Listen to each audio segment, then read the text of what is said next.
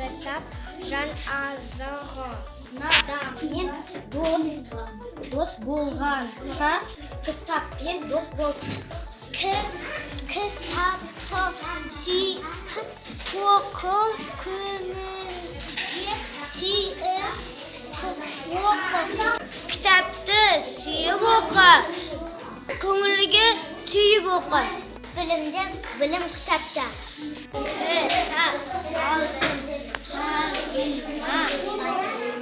Білім алар көп адам, жақсы нәрсе жоқ одан. Қызыға көп оқимын, кітап өтем жаңадан.